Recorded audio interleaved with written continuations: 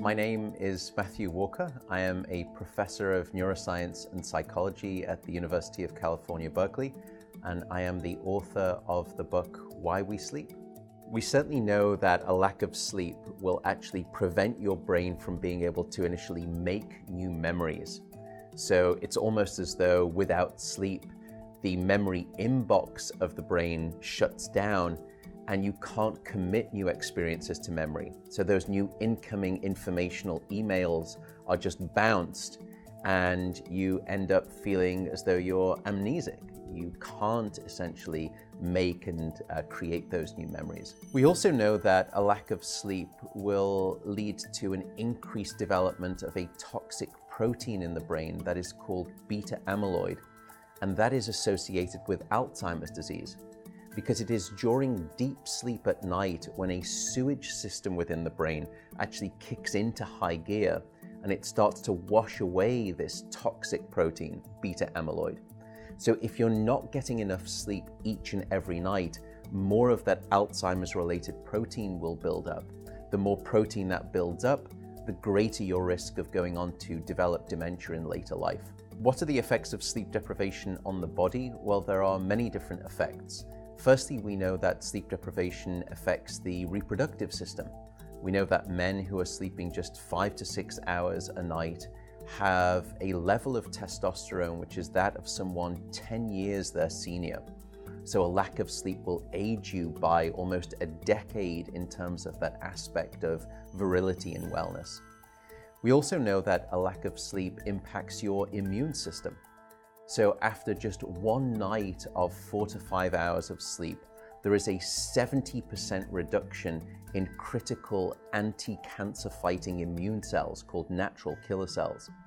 And that's the reason that we know that short sleep duration predicts your risk for developing numerous forms of cancer.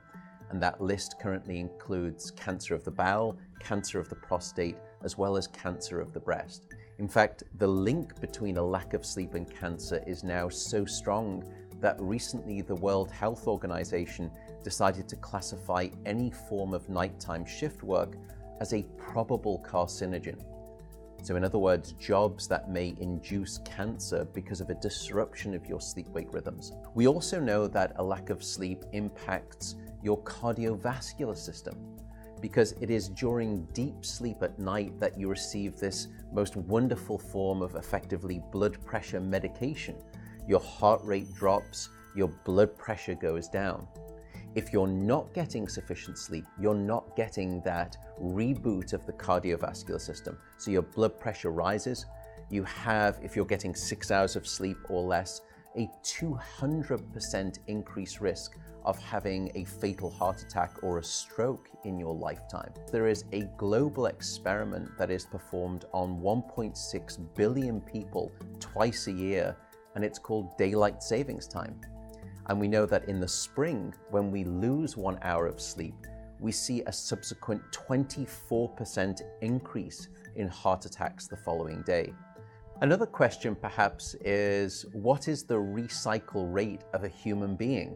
How long can we actually last without sleep before we start to see declines in your brain function or even impairments within your body?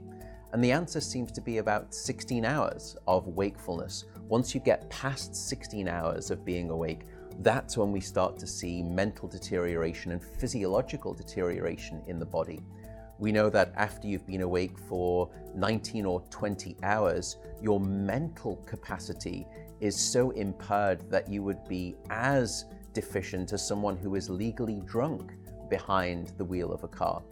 So if you were to ask me what is the recycle rate of a human being, it does seem to be about 16 hours, and we need about 8 hours of sleep to repair the damage of wakefulness. Wakefulness essentially is low-level brain damage.